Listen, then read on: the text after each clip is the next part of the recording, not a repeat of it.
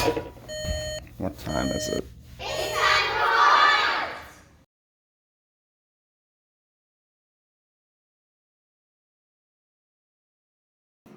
Hey guys, welcome back.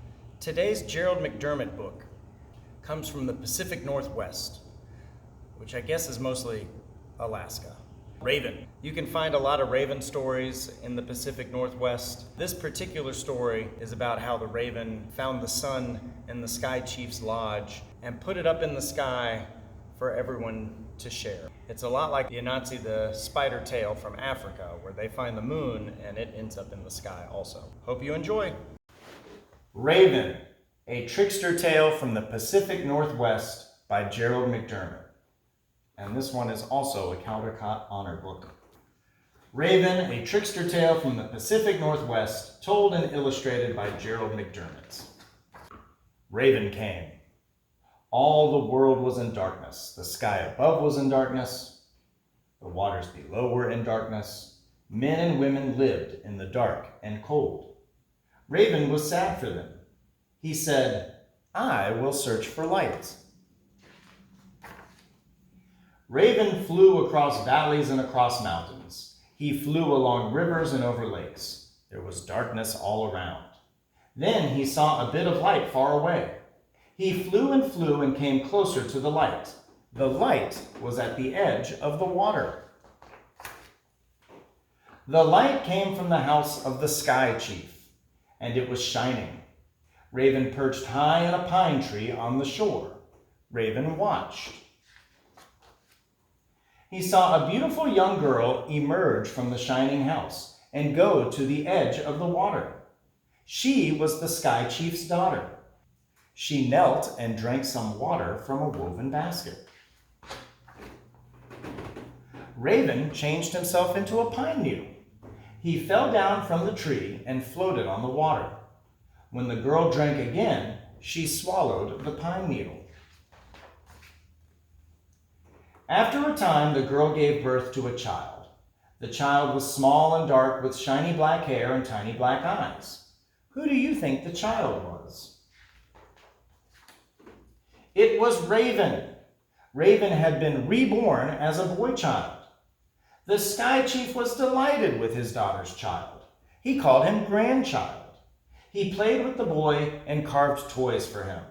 He invited the elders to come and see the curious, wonderful child. The elders gathered in the shining house with the Sky Chief and his daughter. They watched Raven Child crawl around the floor of the lodge. He pretended to be playing. All the time he was trying to find where the light was hidden. He saw a box in the corner of the lodge. The box was large. It was carved and painted with many colors. The box was bright. It glowed. Raven Child said, "Gah, gah." "What do you want?" asked his mother. Raven Child said, "Gah, gah." He began to cry. "What does the child want?" asked the elders. Raven Child said, "Gah, gah." He cried and cried. "My grandchild wants the box," said the Sky Chief. The young woman placed the box in front of Raven Child, but he continued to cry. She took the lid off the box. Inside was a smaller box. She took the lid off that box. Inside was a smaller box. His mother took the lid off that box and light poured out of it. Light flooded the room. Inside the box was a shining ball blazing with light. What do you think the ball was? It was the sun. "Give him the ball," said Sky Chief. His mother gave Raven Child the ball. Raven Child stopped crying.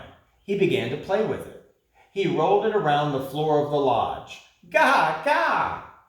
Then he changed into a bird. "Ha, ha!"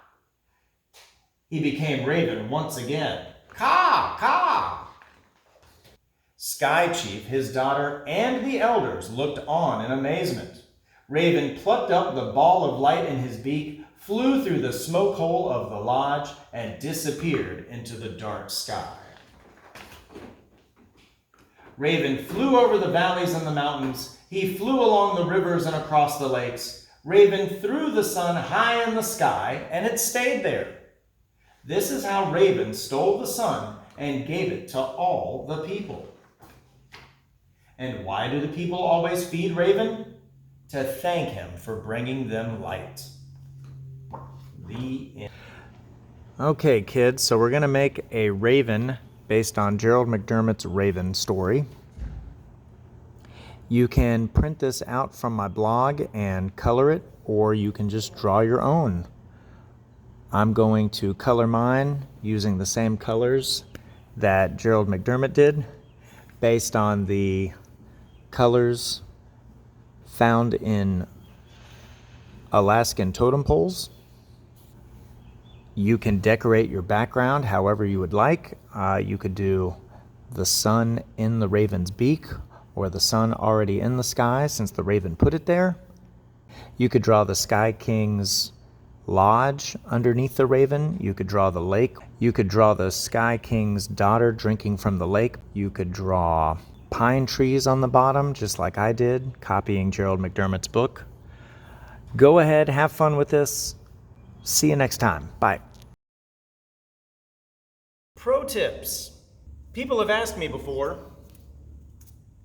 Mr. Penn, why are you painting barefoot with no shoes on? And one reason I like to paint barefoot is because when you're painting a mural especially, or painting inside a house, you could drip paint. And stepping on paint and not realizing it is very bad. Because next thing you know, you have made painted footprints all over the floor. That could be someone's carpet. That would be terrible. So the reason I like to paint barefoot is so that if I step in paint, I've got a better chance of feeling it on my foot. And if I feel paint on my foot, I can just, hop to where I need to get and clean it off. I don't want to name names or throw anyone under the bus or get anyone in trouble. But a few years ago, we had some painters come paint, and they did not paint barefoot. And you can see this red line. They left red footprints on the floor. So that is just a great reason why I like to paint barefoot. That's my pro tip this week. See you next time. Bonus points! Raven is a Caldecott winner. What year was the book published? Bye.